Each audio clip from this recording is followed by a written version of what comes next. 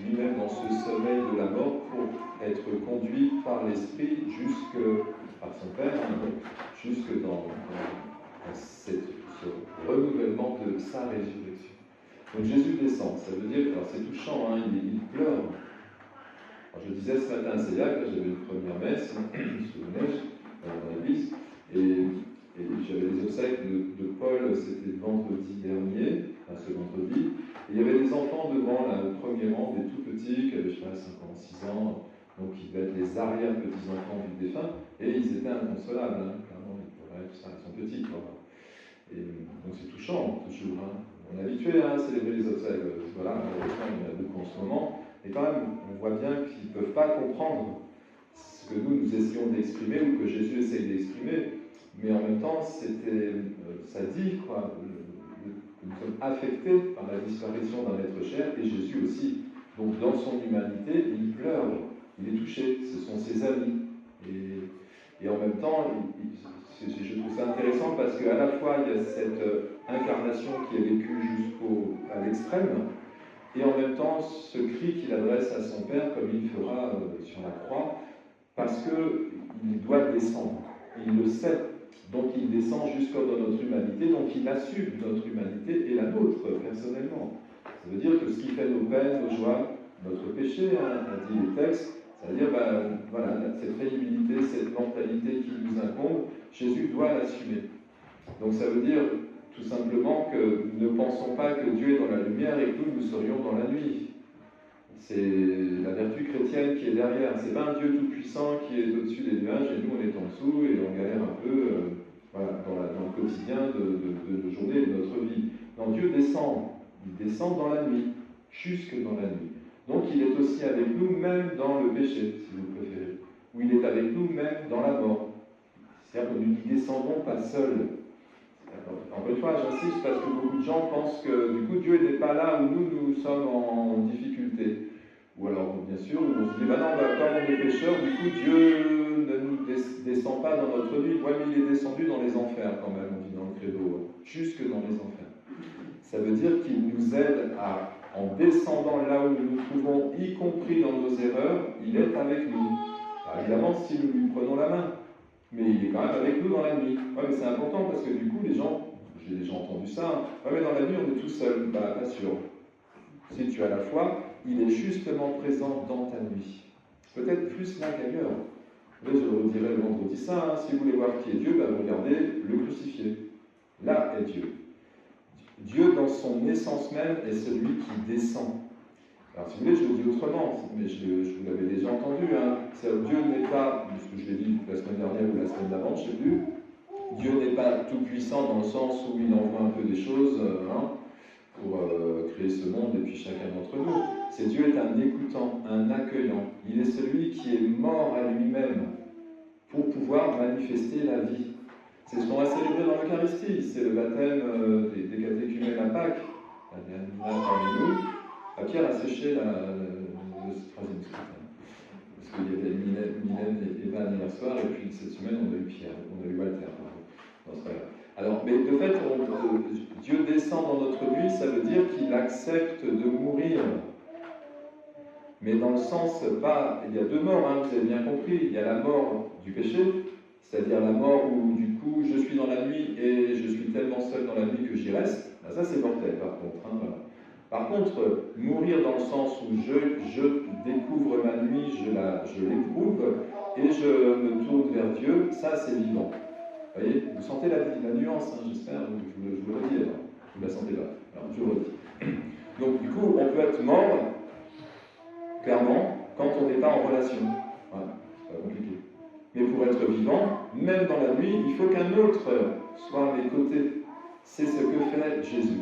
Il descend. Alors, j'ai pris l'exemple hier soir, je le reprends, c'est la brebis. Non, je ne l'ai pas pris à la messe, je l'ai pris en parlant à des gens pour la fête de Saint-Joseph. Vous savez, c'est comme l'histoire de la brebis perdue.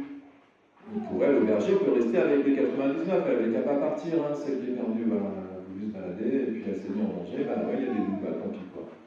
Non, le berger, il lâche le troupeau, il part chercher la brebis perdue.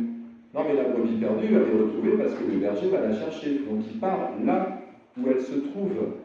Et de fait, il y a plus de joie pour un pécheur qui se convertit que pour 99 justes. Donc ça veut dire que Dieu descend dans la nuit des hommes. Donc il faut accepter déjà que nous soyons dans la nuit, ce qui n'est pas trop difficile a priori, au moins selon les moments de notre vie, et puis accepter qu'un autre est là, à notre côté à ce moment-là. C'est tout ce que veulent nous dire les textes. Et encore une fois, le Dieu auquel nous croyons est un Dieu qui meurt à lui-même pour être vivant. Ceci est mon corps livré, ceci est mon sang versé. Jésus, il est Dieu. Et il assume cette dimension du sacrifice dans le sens où il affronte toutes les horreurs de la terre, d'hier, d'aujourd'hui et de demain. Il affronte les maladies, il affronte la mortalité, il affronte tout ce qui éprouve les hommes. Voilà. Donc on ne peut pas faire mieux, hein. Mais le Dieu auquel nous croyons, il est dans cette dimension de l'abandon. Et souvent, j'ai commenté ce tableau pour dire, regardez Dieu, puisque vous avez la Trinité dessus. L'Esprit Saint a les ailes ouvertes, le Père a les bras ouverts, et le Christ est crucifié, les bras ouverts. Donc ça veut dire que Dieu en lui-même, il est mort. Mais dans le sens de l'offrande. Il est mort à lui-même. Il est mort à l'autosuffisance. Donc du coup, Jésus descend partout où il y a de la relation pour réactiver cet espace-là, dans une écoute, dans un accueil, ce qu'est Dieu. Dieu est crucifié, si vous préférez. Mais je sais bien qu'on n'entend pas les choses de cette manière-là. Et nous, on voit toujours une espèce de différence entre Dieu et nous. Mais non, mais Dieu, il nous a créés à son image.